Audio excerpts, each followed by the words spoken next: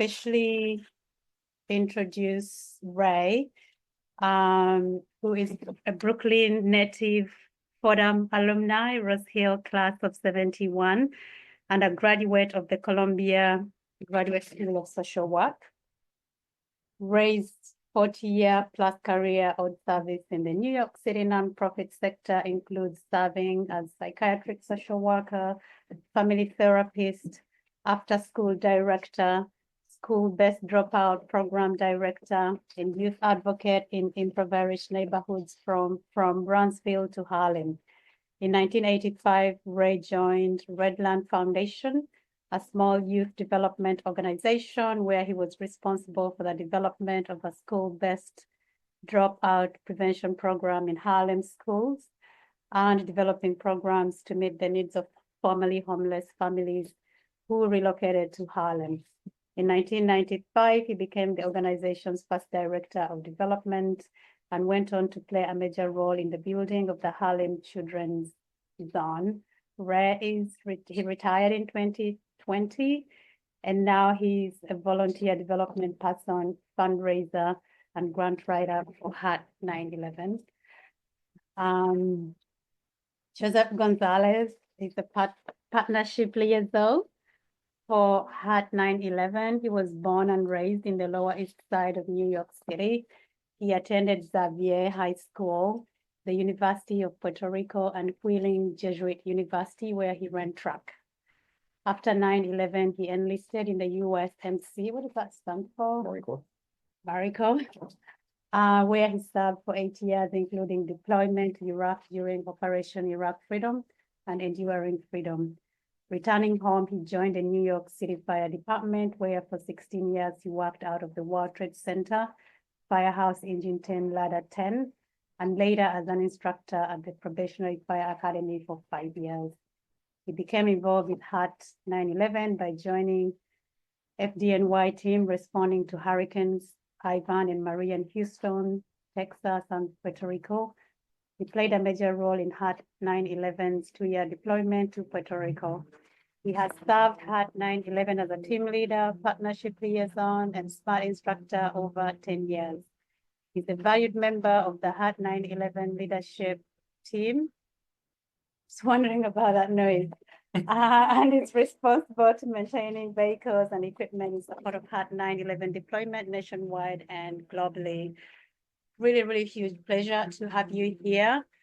Ashley will join us in a moment. As I said, my name is Ruth Mukwana, and I'm with the Institute, and Lily as well, and all of our students as well in the background.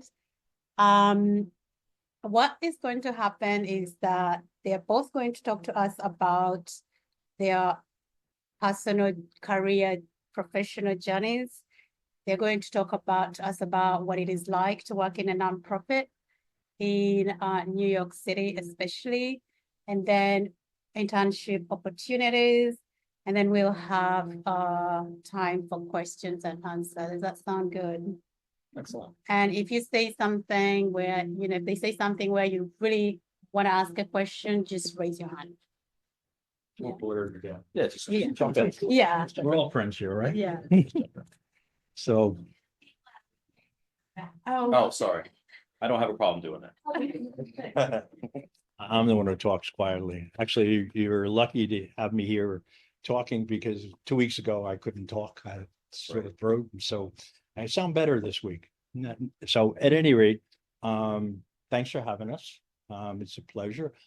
That's my understanding is Ruth wanted us to talk about nonprofits, especially in New York. And I've had a 40+ year career with nonprofits. And so I could tell you a little about some of the good things, some of the bad things. And what I hope to accomplish is to tell you how to look at a nonprofit and determine whether that's something you want to do. So I'm going to try and do that. And then Joe will tell you more about Heart 9/11, particularly because, and I should mention, in the interest of transparency, which is a big nonprofit issue, Joe's my son-in-law. And You couldn't tell we look similar. It's the hair. He's balding. Yes, and the gray. And so I actually want to thank you guys for, and Ruth for getting me back here. Going on Belmont, I graduated Fordham in 1971, which makes it, you weren't born then. But my freshman year, my first class every week was an 8:30 in the morning class at Faculty Memorial. I'm from Brooklyn. And in those days, most Fordham students commuted. And so I had to take the subway from Brooklyn to get here. And that was the D train. And a couple of trains to get to the D train, but then the D train, and then get to Faculty Memorial by 8:30 in the morning. My next class, because I was really good at scheduling, was 3:30 in the afternoon. Okay, so she mentioned pathway. I was a math major. And I have never met anybody who ever went to school to become a development person. And so I didn't. I was a math major, and then I was going to get drafted and go to Vietnam, and I luckily didn't. There was a whole lottery. You'll have to look at the history about that. But I spent a year looking at the mailbox every day for my draft notice. And what I did with that year was figure out that I really wanted to go into, I used to ace my social service, social science courses, and my math courses were going in the opposite direction. And I met a professor here at Fordham who I went to her office to talk to her about something. She said to me, Ray, I'm glad you're here. I had this dream last night about this problem. At that point, I knew math was out because I was never going to dream about math, right? And so what I ended up doing was going to take some courses in psychology, and then I ended up, this is just to give you a sense of the pathway. Then I went to grad school in Long Beach State, but I left behind a lovely woman who I was dating, and I decided to stop graduate work there and go and come back and marry her. And then I went to Columbia School then I went to work for Payne Whitney Psychiatric, which is not a nonprofit. It's part of New York Hospital. And I worked with some really brilliant psychiatrists and social workers. And I wanted to be a social worker. And I wanted to be a psychiatric social worker. So I went to Columbia to do that. Ended up falling in love with home visiting and working in neighborhoods. And I worked for Kings County Hospital, which is another nonprofit, not nonprofit. And so the pathway is kind of convoluted, but then I ended up in a place called Reedland Foundation, which was a very small West Side of Manhattan nonprofit that did youth service work. And I met a guy named Richard Murphy, who was the head of it and founder. And for some strange reason, they hired a white guy to run their dropout programs in Harlem. And I did that. Prior to that, I worked in Brownsville and some other really bad neighborhoods. And so Harlem, I figured was, what difference could it be? Major difference in my life. Ended up running after school and evening programs. And at one point I gave a gym we had two gyms in an old building on 114th Street and an old school. And it was at school during the day. We were in the after school program. We chased kids down and got them back to school. Two best basketball teams I've been associated with. 1971 Rams went 25-3 and almost made it to the Final Four. We lost the last game. And then the kids who I brought back to school became the best basketball team I've ever seen. And we beat all the other four schools that I was responsible for. So I like basketball. And I ended up getting a job at Reedland, and it changed my life. I stayed there for 20 years. And there's a guy named Jeff Canada. You can look him up. And Jeff became the executive director. I lost that vote, Joe, by one vote. And I stayed with him for a long time, and we built an organization for which $100,000 was a huge grant. And we never got one that big. And then when I left, we raised $50 million a year. And so it gives you an idea of nonprofits and growth. It's all about money, and and I'm going to give you straight to, there's a lot of nonprofits in New York City. New York City probably has more nonprofits than anywhere on earth. And so you could trip over nonprofits. Some are good, some are not so good. Some are big, some are not so big. But so if you're an intern and you're looking for a nonprofit, how do you figure it out? And so for me, it was, I found a place where they let me have an opportunity and I liked what they were doing. For not 1 minute that I worked for them did I know what I was doing. But I worked for an organization that learned well. And we lived by a mantra of don't ever make a promise to children that you're not going to keep. And so that led me to taking all of the kids in the organization's summer programs to Great Adventure one year because I had the budget to do it. And, and then after running programs in Harlem and I'll give you an experience of what it's like to work for a nonprofit that you get surprised. One day, we were doing work. We got a grant to do homeless prevention work. Basically, it was formerly homeless families that were living in shelters. They got apartments and were moving into Harlem. And our job was to go visit them and make that transition work. And there was a tenement, and in the tenement on the first floor was a drug deal. But it was an interesting kind of operation. It's more like a business where they had two holes in the wall next to the door.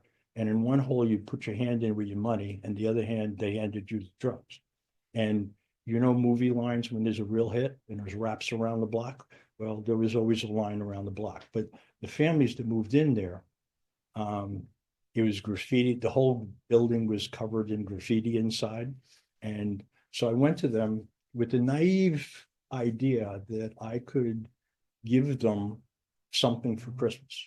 So I decided to convene a meeting of the tenants and talk to them in the lobby of the building, aside from the drug dealing, and for which there was a contract on my life because I made their life miserable and made them move out. So I asked the tenants, what can I do for you for Christmas? And I thought they would tell me toys for the kids or something like that. That's not what they told me. They told me we want to make the building look presentable so we could invite our families over. And so I said, well, what'll it take? And they said, we want to paint the hallway. So we're talking a 5-story tenant, maybe 16 apartments, and we're talking 5 flights of stairs.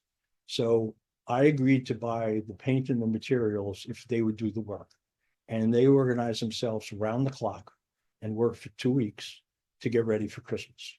And sometimes, so the reason I'm telling you that is sometimes you have to listen to people, and your passion comes from being open to what it is that they're asking you for. And so to me, that's the bottom line of nonprofit work. The good ones listen to their clients and then develop programming around what the clients are telling them. The not so good ones come in with predefined solutions and impose them on people. And sometimes it fits and sometimes it doesn't fit. But it's, again, all about money. If there are nonprofits that chase money, and it's all about, and you look at their programs and you say, why is this all disconnected? It's because the funding sources are deciding what you're going to do instead of your clients and you deciding what they need. And so my luck was I worked for an organization that never chased. We chased, but only for what we knew we could do and want to do, or we were willing to do, that fit our mission. So what I'm trying to say is, when you're looking at for a nonprofit, there's a couple of things you look for. What do they do? And do you care about it at all? Right? And I learned to care about kids. And I started out wanting to care about adults. Then I got into caring about families and going to their homes. And then I started really being concerned with how kids live and what do they need. And so I think you have to look at, is their mission something that you want? And then I would look at it and I would say, okay, if this is their mission, who founded them and why were they founded? And I would look, and nowadays you guys have an advantage. You can Google people and everybody's got a website. Even the small ones have websites. And so you look at the website and you ask yourself, under what circumstances? What's their story? like, what were they founded to do and why? Like, and usually you find out if it's a small nonprofit, you find out that the founder was this guy who was looking for something and found it. And it was there. It presented, somehow it presents yourself. Pathways are, for me, are things present yourself to you that you don't expect. And then how do you react becomes important. So I would look at like, why were they, what was the basis for them being founded? And then I would look at their programs and say, do the programs fit the mission or have they changed? And so you can gauge whether somebody's being sort of faithful to their mission. And you wanna find an organization like that. Because then you can, and if you care about their mission, then it's going to make working for them a lot easier. Because you care about what you're doing. You'll go the extra yard, you'll do the work. You know, you won't wonder, why am I doing this? You know, I never wondered why I was doing something. It just it always didn't become apparent right away, came apparent later, you know, and so how and then I got into development, you know, by accident. I had 3 jobs. I was an advocate, I was a program director and creator, and then I was a development person. I used to write. So Jeff and I used to write in our spare time, you know, and write grants. I used to write them in my basement on yellow pads, right? And you know, that was nonprofit. I worked for a nonprofit that when we started, you had to pick up a paper clip off the floor because we couldn't afford paper clips. You know, and the other thing was we couldn't afford the repair for the Xerox machine because the paper clips would get stuck in it. So I learned that culture. Now, I wouldn't recommend going to work for somebody like that, but it might be a little bit bigger. But some of them, you look at nonprofits and some of them are really, really big. Salvation Army, United Way, the Red Cross, things like that. It's more corporate. And if that's what you want to do and you feel you want to experience that kind of environment, then go for it. But make sure that you know what it is that they're doing and that you care about it. And because otherwise it's going to be frustrating. And a lot of it comes down, and then there's the really small ones. I once in an advocacy role had to reach out to 700 organizations that were contracted with the city to do youth service because the city and the state were going to cut the funding. And so we were going to lobby against it. And although I'm not supposed to use the word lobby, right? And so I had to call people up and invite them. In those days, we didn't have email, we didn't have text, we didn't have that. You called people. And so I called this one guy in Rockaway, and he ran a program for 8 children in a housing project. And if he didn't get this money, the program was gone. And so I made sure he came. And eventually they did get funded because we did some work in Albany. But it's that kind of thing. You don't realize that it could be as small as a sincere guy doing this work with 8 kids to the United Way and everything in between. And you're looking for an internship, look for something, like I said, that fits what you need and go from there, because it makes it a lot easier for the people who are there to work with you and the people that, you know, like if you're just doing it to fill a requirement, that's fine.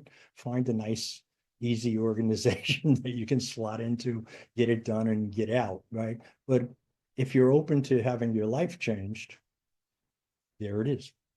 And I'll finish just by saying that, like development, like I said, no one goes to school for development.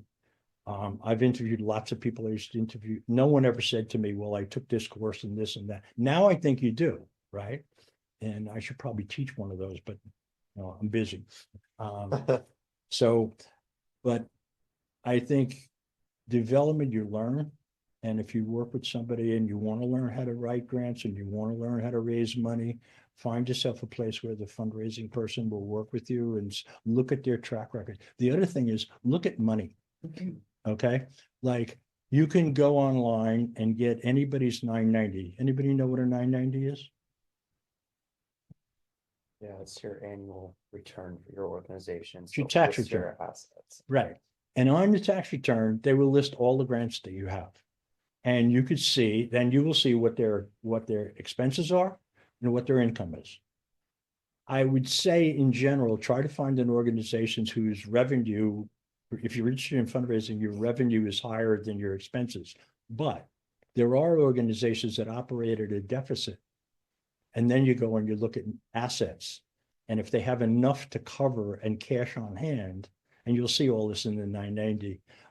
But that's something to look at, is look at somebody's financials. Everybody files a tax return and they're publicly available. You Google them. And some people on the website will have the nerve to put them out there. Some don't. But you can always, if you look up 990, there's always services that will give it to you.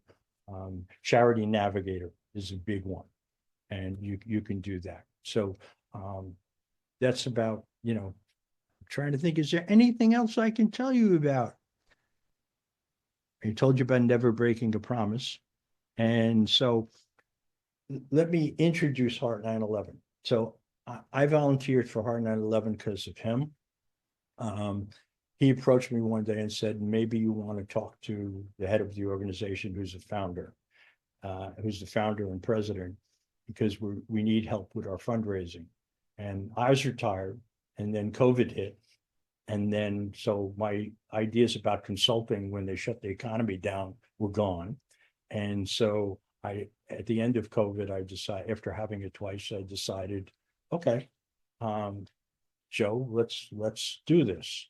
And the next thing I know, I'm part of this team, which is a wonderful team, mostly women, strangely enough, in an organization of police, firemen, and building trades people who volunteer to respond to disasters.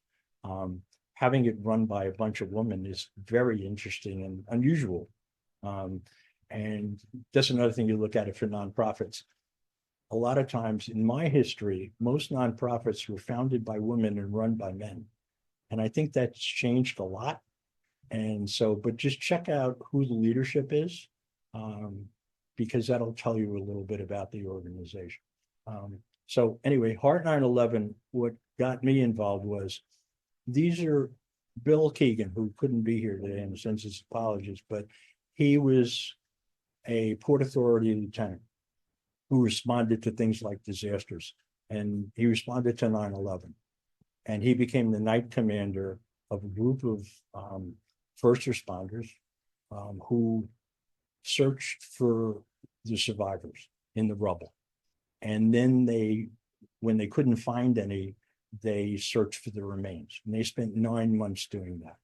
And Bill, afterwards, there was death, there was illness because of their exposure, but the survivors were struggling with the trauma of having experienced that 9 months. And Bill searched for a solution. And he looked everywhere for a solution and found it when Katrina hit New Orleans. The group decided they wanted to go down and help. And they went down and they started rebuilding homes. And Bill told me when they were working, he saw smiles on their faces. And then he said to me, I came back one night and somehow, without any power, these guys managed to get a Christmas tree and get lights for a Christmas tree and put it up in the neighborhood that they were working in for the kids. And he said, I looked at their faces and knew we found an answer. And the answer was, we heal ourselves, and our motto is, we heal ourselves by helping others. And so that got me. And so now I write grants for them. And I'm actually writing a Florida grant as we speak. So I'm going to turn it over to Joe, because Joe has been on deployments, and he can tell you what it's like for Heart 9/11's. What's it like to do the work? Real quick before, I'm sorry. just to introduce, My apologies for running late. real quick. Ashley Otto is our other guest. She's with the Fortune Society. And Ray was talking about generally working in the nonprofit, and of course you can also implement that. But what we had agreed was that Ray would say, and then Joe would talk about specifically had 9/11, you know, and the organization and what kind of opportunities they have for students. And then pick up to him if that's okay. Absolutely. Welcome, thanks for coming. So in getting back to, what was it, 40 years of experience? You've been doing this? More than 40 years? And I've known you for God knows something. Well, that's what I was gonna get into. He doesn't know. He dated my daughter in high school. That's my wife now. And she said, when I drove her and her friends to a dance at Xavier, which was a big feeder to Fordham, I don't know if it still is, but was. And so she said, they all promised they would never, ever date a Xavier guy. The next thing I know, this guy appears at my house every day, and I have to drive him from my house in Brooklyn to his house on the Lower East Side, so he could get home and he would not stay at my house. He's trying to get me out of the house. He didn't want to drive me home. But then I had hair like yours back then. That's how long my hair was. So he doesn't know this, but so he had 40 years of experience, right? So I've been doing this for 30 something years. When I was 16 years old, my first talk about pathways, my first volunteer organization was Working Right. So I went to him and asked him I wanted to work with children at the time. And I went to see him at the office and he hooked me up with Reedland. Do you remember that? I knew you wouldn't remember. No, but yeah, I so have memory problem. Yeah, he got me started working with children in Reedland. It was one of my first volunteer experiences. So now 30 years later, look at the impact. How many people do you think he's impacted in 40 years? Right. So just give you an example. He didn't remember. He didn't remember that I'm still doing grandchildren. Right. I'm still doing what I'm doing today due to some of those experiences, right? Due to working with somebody that gave their life to doing that. And now I in turn continue to do that. Like we don't really chase money. Yes, we work on getting grants, we work on all this. The payments is sitting in a room like this and inspiring people to do good things. That's basically what we do. All right. So I'm done. No, I'm kidding. I have a lot of things I got to talk about. But so yeah, I'm gonna give you a little bit about my background and how I got into doing some of these things, and then I'll tell you about some of the deployments. And if you want to, eventually I'll talk about the three main things that we do here. There's more information on here if you want to look at one of these. Just take one of the pamphlets with you on your way out. So getting back to work, Ray got me started in doing that. I've always wanted to work with either children or I've always wanted to give back. Even though I grew up on the Lower East Side of Manhattan, I grew up in Lower East Side. I don't know if you guys know anything about LES, as they call it, Lower East Side of Manhattan. It was a impoverished neighborhood, back then, heroin and capital of the United States, a lot of drugs going through there. So we grew up street smart. If our parents were smart, they got us pointed in the right direction. And I always had, very good leaders in my life. And also talking about women, I had a very strong mother. And in the Marine Corps, I had very strong female leadership. You wouldn't think that being in the Marine Corps. I had very strong female leadership. And so in our organization, we have outstanding people and that's one of the main reasons why they get so much done. And that allows me to go to an environment and bring back all the information I need to just continue that cycle. Right. So, I got recruited by Fordham to run track and field. So every time I come back here, it's kind of like, I was like, oh, I should have came to school here. But it didn't. So, I joined the New York City Fire Department because of 9/11. All right, so I worked for the Board of Education at the time. I went to school as a history major. I was going to work with kids, and I worked for New York City Board of Ed. And at the time, I'm not going to go too much into detail, but when 9/11 happened, you kind of feel like you got hit when you're not looking, and you just don't know what to do about it. Well, my immediate response was, I know I have to do something about it. So I joined the Marine Corps right after. I joined the United States Marine Corps after that, because I didn't want to look back on my life and say I didn't do something when I knew I had to do something about how I felt.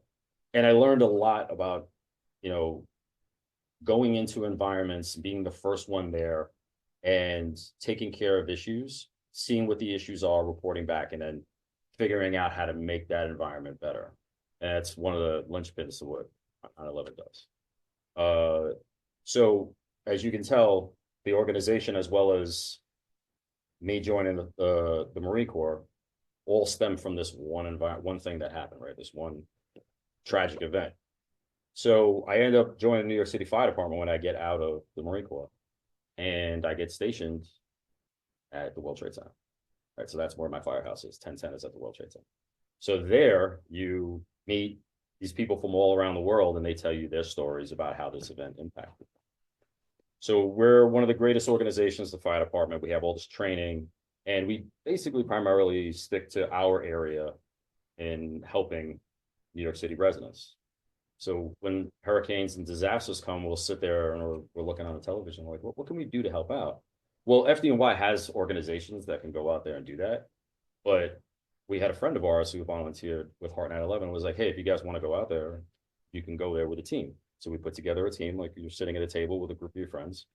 One is a translator, one works on roofs, the other one knows how to, we put a team together of guys that know exactly what they need to do to go into this environment.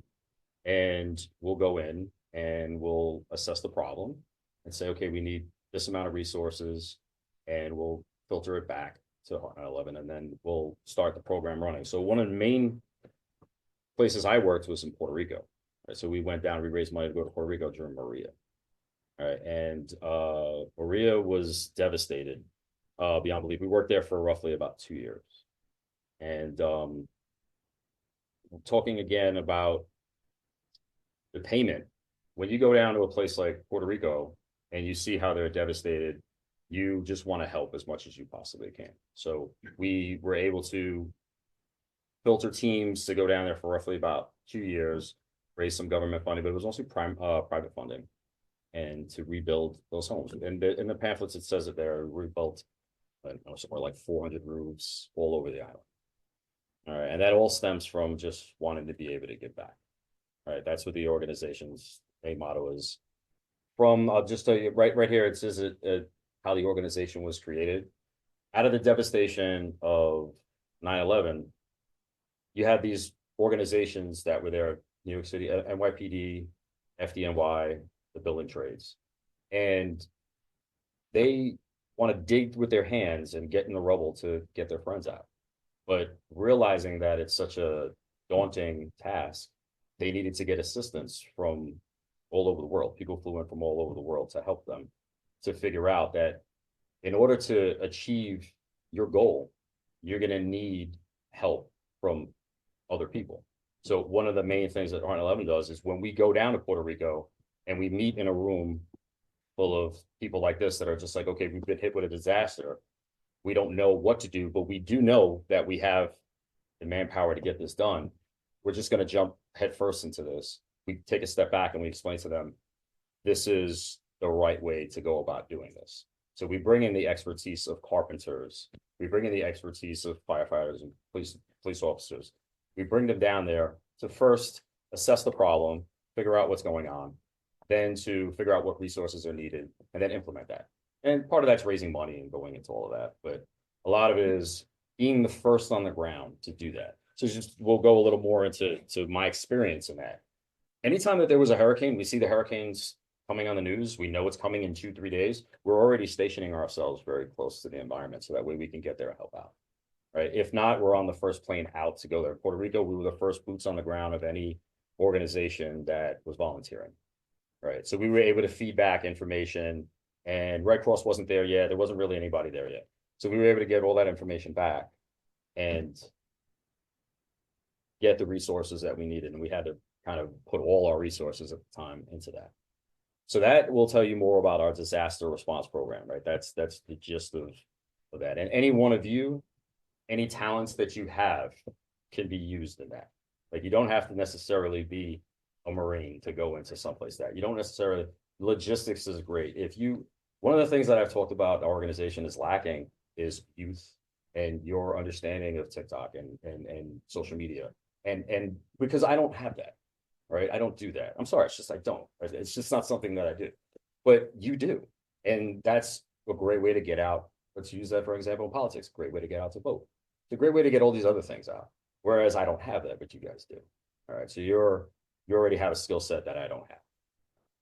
And it's great for any of these organizations for you to have your sphere of influence, right? Your group of friends to go out there and reach out to other spheres. And eventually you'll find one or two people who are like-minded that will have the same, that can have the same impact on any environment. All right. The other one is we'll talk more shortly about is responder to responder assistance. So that's more like veteran rebuilds.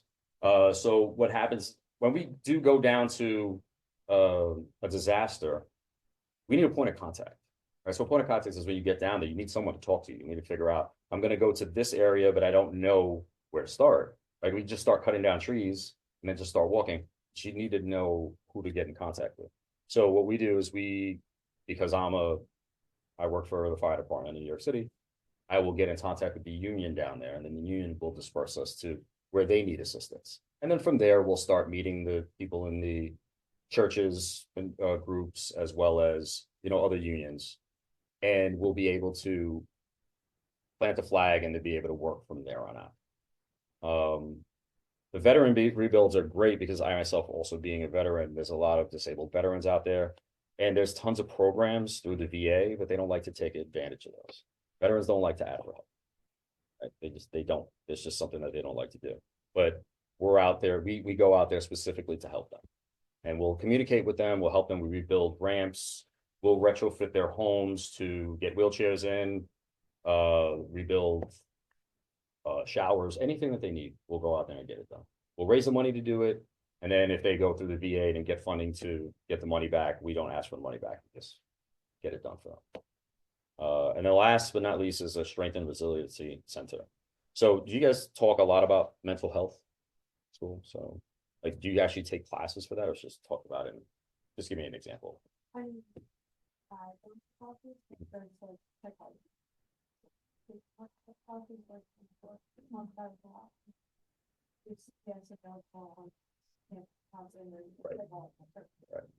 So you all know that you have something available at your disposal at any time if you have issues with mental health, right? Yeah, so that's one of the main things I want to get at. So for first responders, we don't really take that into effect, right? We're constantly on the go. We don't think about our mental health. We just we go from one disaster to another disaster to another disaster until our life is the disaster, right? So it really is. It ends up being that way. It does. It ends up being that way because the first thing that will, and I'll just give you a little delve into the way that I solve things. So I'm a runner, right? So I go out and I run. Well, I had many injuries where now I can barely walk up flights of stairs, right? It's like a bunch of screws in my knees, all sorts of stuff. So I can't run anymore. So I have to find a more positive way of relieving all that stress and all that. So what most firefighters do is we drink and fight, and hang out, and do all that crazy stuff, right? And they do, right? So that's a reality. So one of the things that was pinpointed here is that, and I've taken the classes for this, I'm actually an instructor, is resiliency is huge. It's something that you can develop. You're not innately born with the ability to be resolute to these things. You can develop this over time. And the first thing is allowing first responders to see that they can do that, analyze the problem, and then help them to fix that problem. And if you have interest in any of that, that would be greatly beneficial to any organization. Yeah, you could do that. Yeah. So just to add to what Joe was saying, that whole program with working with first responders came out of, we got called to Sandy Hook Elementary School after the massacre. And basically, when we got there, they told us, we don't need your help.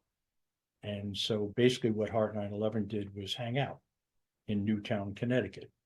And eventually by some of the first responders said, like, why are you guys still here? And our comment to them was, well, when you're ready, you'll tell us what you need.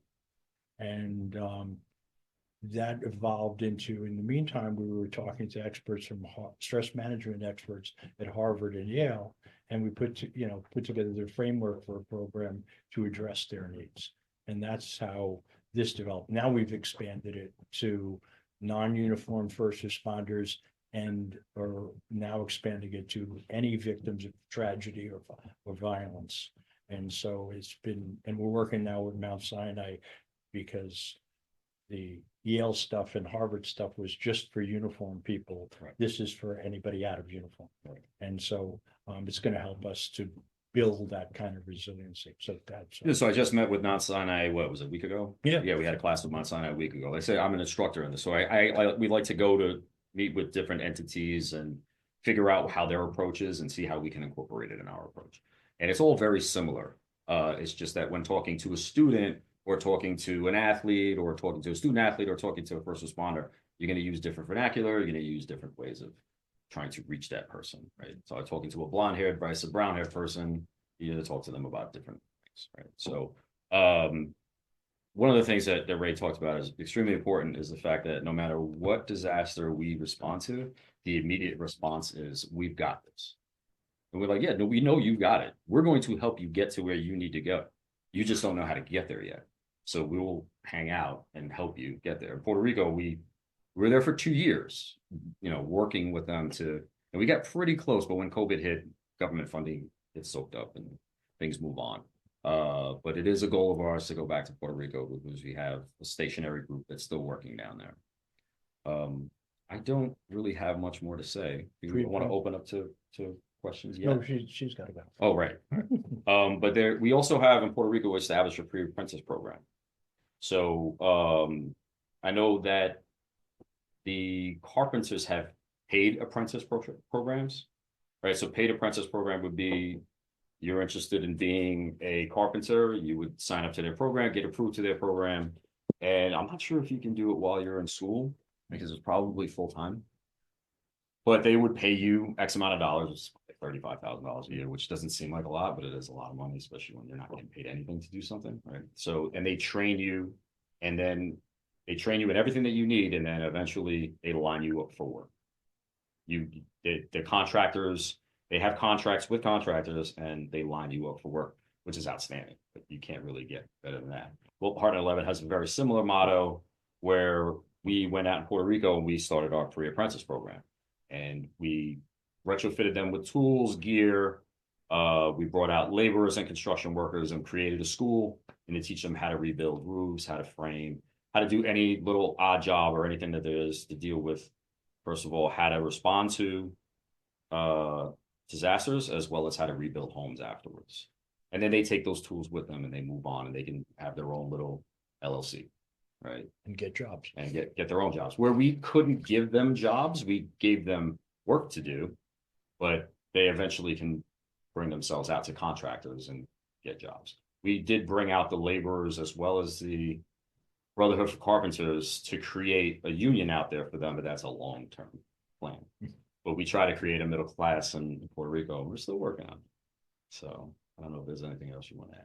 No, I think we were good. We're going to run out of time. We did about 40 minutes of talking, so I'm sorry about that. Sorry about that. But yeah, that's pretty much all.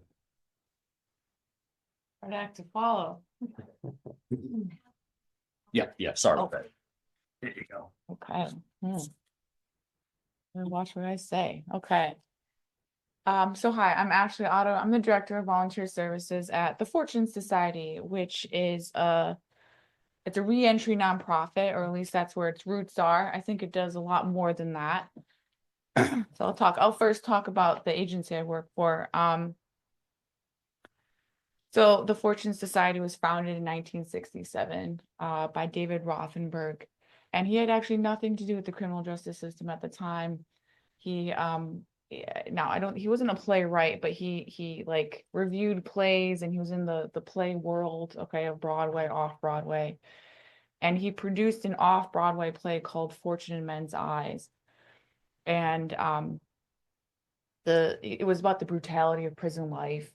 And this was, again, late 60s, early 70s. And it caused such a stir amongst the audience. What can we do? How can we help?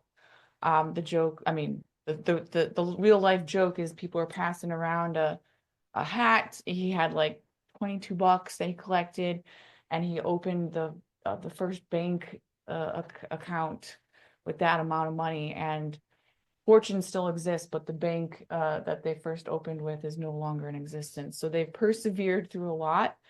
And it was a micro agency from my understanding. I wasn't there, but they had a tiny little office in like Midtown or thereabouts. And the only, volunteers that they had, again, I'm all about service, volunteer service and internships, was tutoring, like GED tutoring, reading. But after they had announced they were opening this place up, there was like a line of guys in the hallway that had just gotten out of prison that needed help. So kind of fast forward through a lot of years. On our website is our timeline. We can look at it. But now we're a $60 million organization. We have 9 locations throughout 4 of the 5 boroughs, which is not in Staten Island. And I would say it's a multifaceted approach, a holistic approach to addressing the issues that would make someone's reentry journey unsuccessful, or in the reverse, more positive. How can we address those things to make someone's reentry journey successful, right? So the top 2 things people always need is a roof over their head and a job. But there's plenty of other things that prevent someone from being, keeping the job, getting it. So we still provide education tutoring, helping people get their GEDs, helping them read, or at least, if GEDs in their long-term plans, it is about having a healthy activity during the week. Employment Services finds people at least 5 to 8. We find 500 to 800 people jobs per year. And, part of our success metrics is how long do they keep those jobs? Are they being paid a livable wage? Are they being paid, even better than that? But then other things, and housing, many of those 9 locations I referred to are residential facilities. In fact, 2 of them opened up, I believe, in the 80s. I'm sorry, I don't know the exact date. Is in Harlem, the Castle and the Academy. And it's cool because, now we have 5 or 6 other places that address this housing need, and it is one of the bigger needs. A lot of guys, I'm saying guys because the majority of our participants are men. There are women also, but the vast majority are men.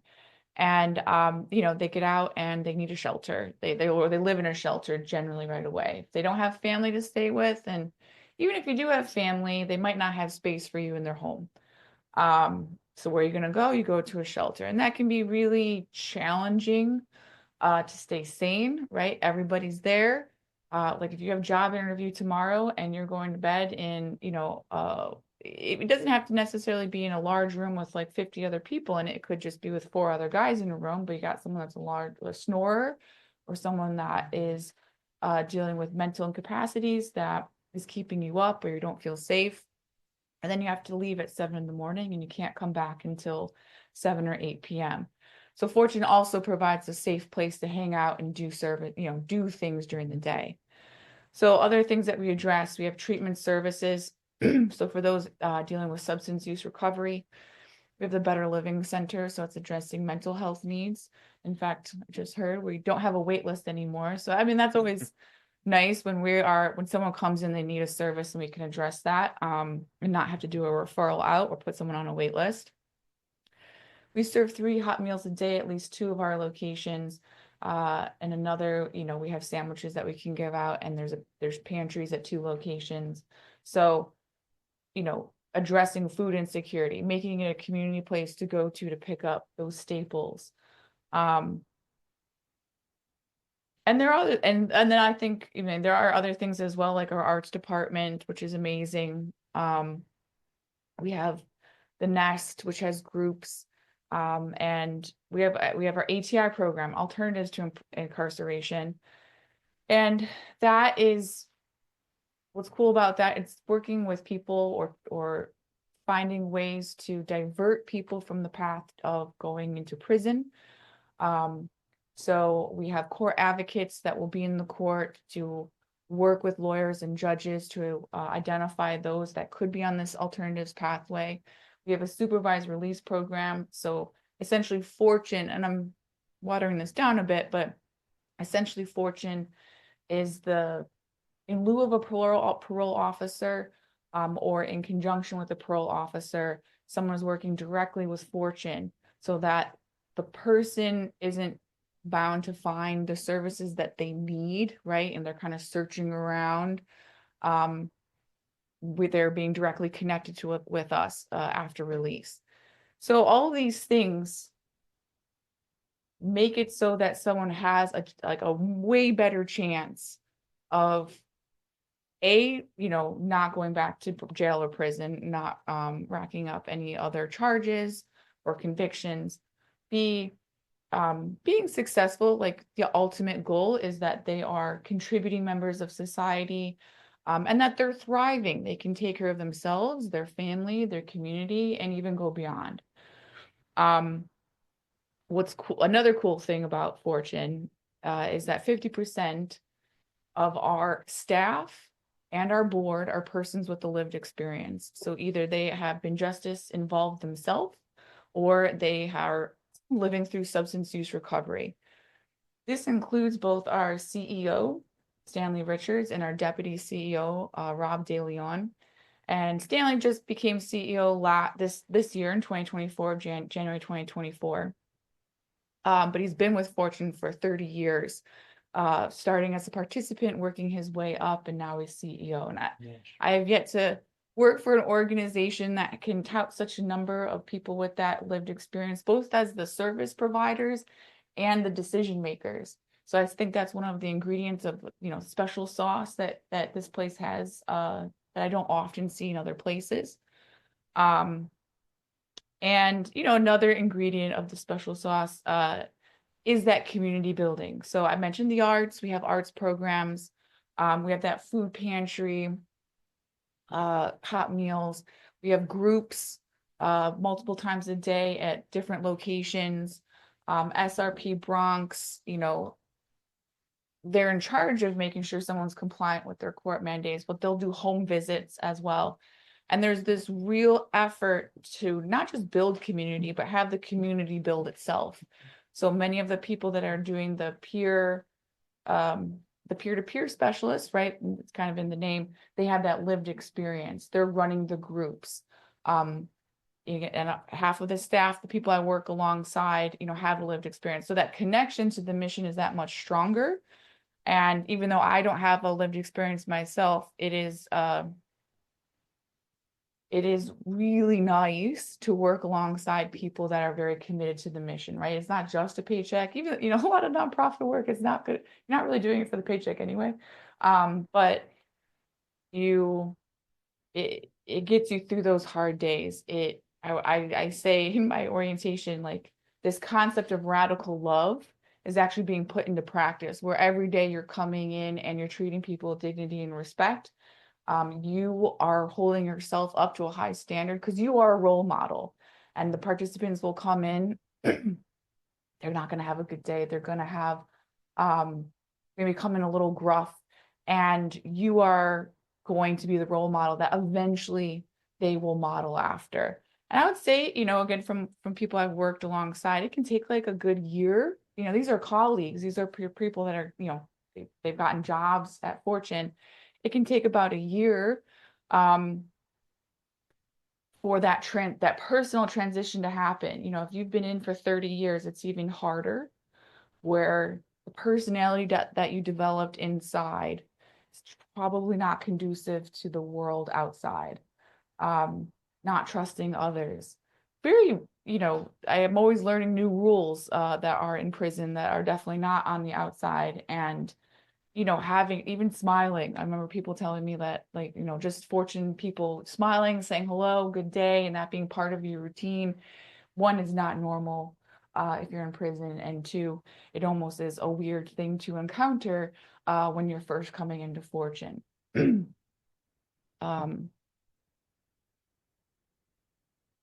Okay, so now we serve about 15,000 people per year through all of our locations. And I would say we're ever growing.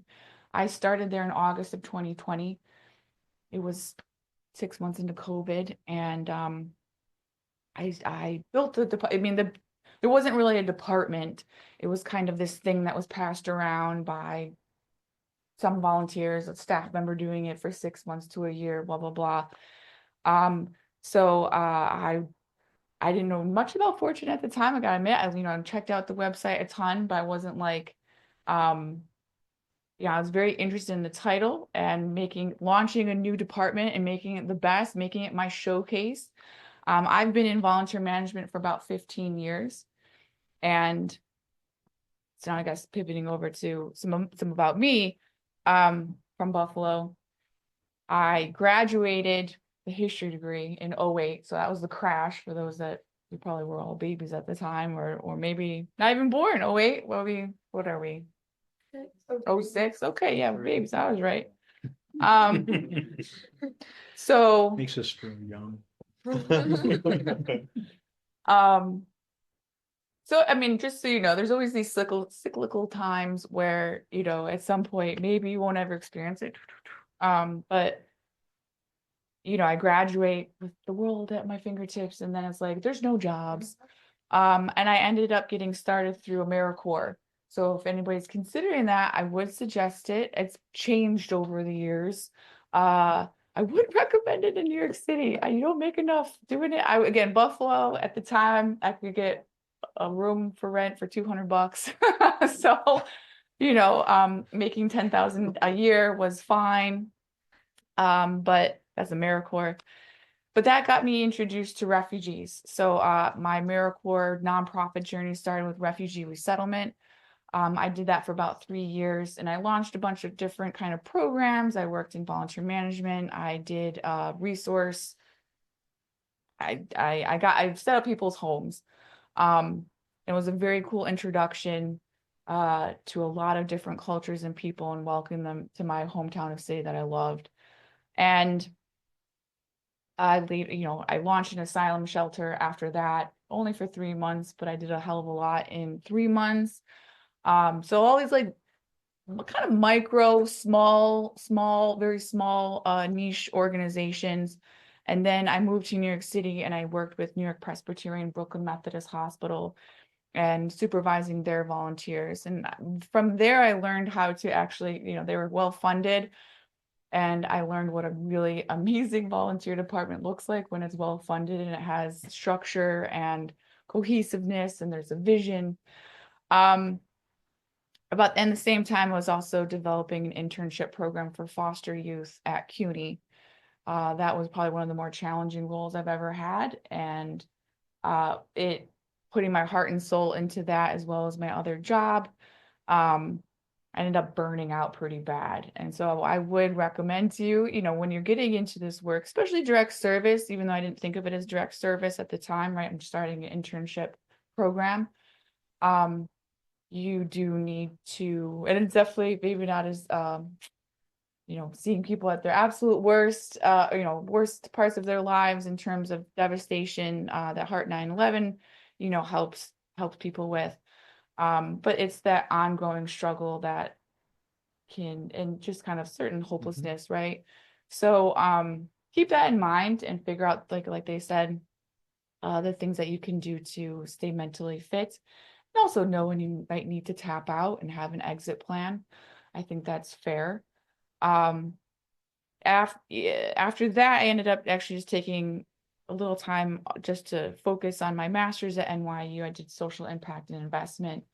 Haven't quite figured out how to enter that into my life, but I did learn how to translate what is not necessarily quantifiable, right? Like volunteer hours. Okay, they're doing this service. It's not cold hard cash. How do you make that into something valuable to people that kind of only see in dollars and cents? When you might hear social impact, it's like a growing thing, ESG, environments, the social and governance. So it's a growing trend, but it kind of wanes and weans. And then I got graduated again during a crisis or during COVID, and ended up really lucking out and working at Fortune Society. Serving those justice impacted. So I would say the opportunities that Fortune have that I do want to share with you all. Some of them, if you're interested in working with the formerly incarcerated, justice impacted, criminal justice, even if it's something like I want to do development, like, by the way, I think development is a great pathway. Like the money's there. Like if you're interested in writing and grant writing, like that is probably one of the safer bets to incline in in salary. But it is good to get on the ground floor a bit, to know the populations, know what it's like to serve vulnerable populations. There's a lot of intersections in many any refugees. There's people with mental health issues. With foster youth, there was definitely that. Formerly incarcerated for sure, and then there's all these other things that like blend in together. So wherever you can do a little bit of direct service. I would say the most transferable opportunity I have is employment services. Jane or jack of all trades, you're putting on a hat, you're doing different stuff throughout, you're helping out the team. It's chaotic. You have to ask, you have to tell them when you need more work to do. But every vulnerable population pretty much has an employment services, has a workforce development program to it.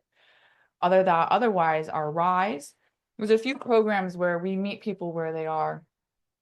So RISE meets people in the jails. I mean, it's the bonus of the internship. I put that in quotes because it's going to Rikers, which as an intern, having that option, having that exposure to that space, because we have a part-time office there, and what we do is we meet people while they're incarcerated or in jail, I should say, and establish that rapport, and then even start some of the services while they're there, so that when they're released, they're getting services right away. Like the closer it is to post-release that they're getting services, the better off they are. Similarly, we have a parole outreach program. And we have a parole board, we have a reentry task force that works with the parole board. So they're slightly different in that, and we have a core advocacy program. So you can kind of guess from the names where all of those are stationed, but if they're a little bit more elevated versus employment services and RISE, I would say they're entry level. You're helping out the team, you're getting to know the population, kind of more case management-y, you're picking up a lot, versus the other ones are more specialized, and even more specialized, public policy department. They're fairly specific. You need to have some sort of experience already with this population, preferably, highly preferable if you have some experience already doing advocacy work in some degree. We have a slew of other internships. Many of them are on our website with an opportunity description. And if you're ever thinking about an MSW, we have first years that do admissions work, doing group, help facilitating those groups I talked about. And then second years that work with treatment services and the Better Living Center. And then what's nearby here kind of is our supervised release program, which is just starting to blossom and grow its square footage. There they have a pantry, they need case management assistant interns. They have a core advocacy and parole outreach programs. And who knows what's coming around the bend, like receptionist was a new thing that just came out last week. So you're kind of greeting people. In terms of volunteer stuff, because maybe you don't have, I require at least 10 to 12 hours a week for an internship. I wouldn't recommend an internship that's less than 12 hours a week. It's either 2 full days or 3 4-hour shifts, right? Because you're doing less than that, what are you actually contributing? What are you writing down in your resume? What are you really learning, and what kind of reputation are you building? Right, because you want someone to remember you to give you a recommendation down the road. So I guess that kind of transitions me to what do I look for in an intern when I'm doing interviews? Well, I asked 3 questions for sure. Why Fortune? Like, did you look at our website? There's a lot there. There are some websites out there that's very bare bones, right? Maybe those micro organizations, they don't have a lot of money to put into it. Maybe they're putting more into their social media pages. But do you know anything about us? Did you like Google us at all? Are you mission aligned? You know, I always say, I'm like, well, this isn't puppies and plants here. You know, these are formerly incarcerated individuals. Like, why this population, right? Why do you want to work with them? It doesn't have to be too, you know, it doesn't have to be you're enthralled and you've taken all these classes and it just something, you know, where you've thought about it and you want exposure, you know, you saw a Netflix documentary, you kind of know, you know, something. What is your objective? And, you know, I say like, what do you want to write on your resume? What are the hard and soft skills you want to write on your resume? Do you want certain experiences? Do you want to get exposure to a certain population? And I say, you know, obviously they're all persons that are justice impacted, but maybe you are very interested in working with women. Maybe you're very interested in, you know, doing public policy or research. So knowing what it is you want to get out of this, and you can name a bunch of stuff, and I can help figure that out with you. Not everybody's going to be asking these questions, but you should go into an interview for an internship prepared for what you want. And then what is your career trajectory? Like, how does this fit? Now, maybe you're like, I want to do a career pivot. I've been doing, you know, finance and, you know, I watched this documentary and I just want to do some volunteer work that, you know, I'm connecting to this service. Yeah, I'm giving back, right? That's fine. That's great. The commitment should also be there. It is really hard for an organization if you're like, oh, I'm going to come in like, you know, this week and that week on different days, or I got all these other commitments that are competing. Like your internship, school should come first, your school and health should come first, and then second should be your internship. You know, and I understand all the stuff I mentioned is unpaid, unfortunately. So that's another thing. If you're going into something, you know, either you learn or you earn. And if you're going into an internship, you should be figuring out what it is you want to learn, taking the bull by the horns. I personally look for people that are helpers, that are contributors, right? They want to write something on their resume that's substantial. Yes, that they're mission aligned, and they're also open to do what's needed, right? Like they're not like, well, I didn't sign up to do that. Well, that's what we need done. You do it if you do it well, we'll give you more work. If you keep your eyes out and you say, hey, can I work on this? And I highly suggest, can I go to that meeting? I'll take notes, take really good notes, write them up beautifully, send them out. Wow, the intern did this. Who did that? We have a job opening for it. We love someone that's that organized. All those little things that help the team, especially when it's many nonprofits are crunched for low staffed, high turnover, you know, low morale, right? Anything you can do to help contribute to that team, I'm telling you, goes over 110%. In the last 4 years, I've brought about 150 interns, and I'm never promising unemployment. I've brought about 150 interns. I'd say about 10% that I know of that applied, got a job at Fortune afterwards. I would also highly recommend, so these are part of my expectations for interns. You do a daily summary. So every day you're writing to your supervisor, what did I do that day? What I plan on doing on my next day of service? What questions or barriers I have? You should do that in any internship you do. You open up that communication. You get to know how to communicate to your boss, to your supervisor, and then that makes it a million times easier down the road to plug that stuff back into your resume. You're going to include in there numbers, percentages. In your resume, you want to show the impact you have. So you're going to write down how many people you helped make a resume, how many phone calls you did on a daily basis, maybe weekly average, something like that. Put those in your daily summary.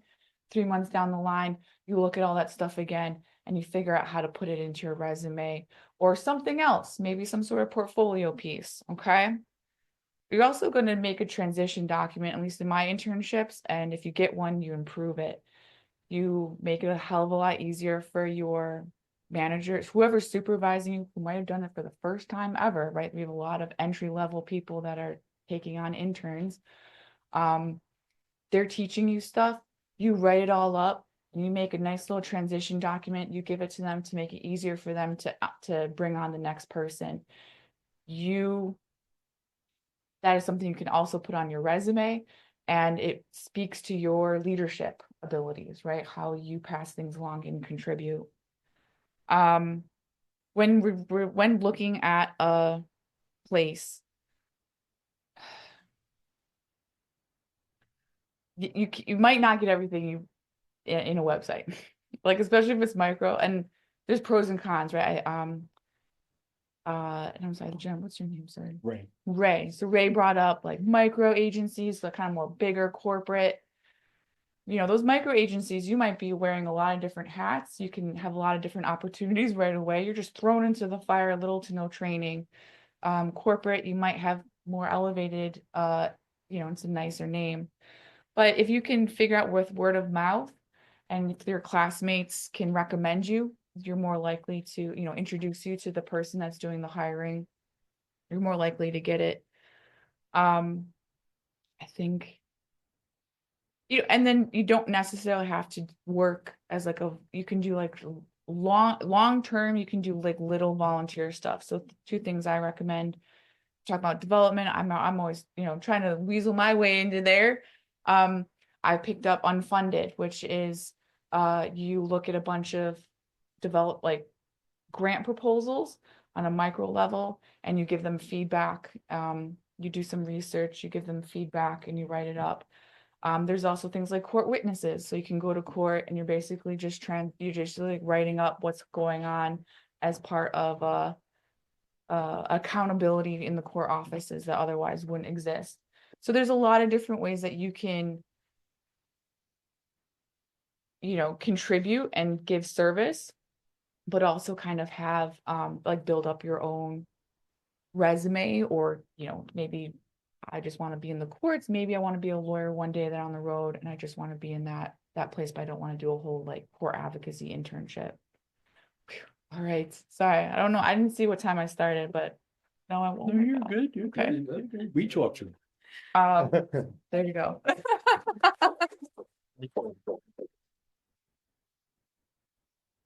I found it tremendously helpful, and I'm gonna borrow some of that language going forward.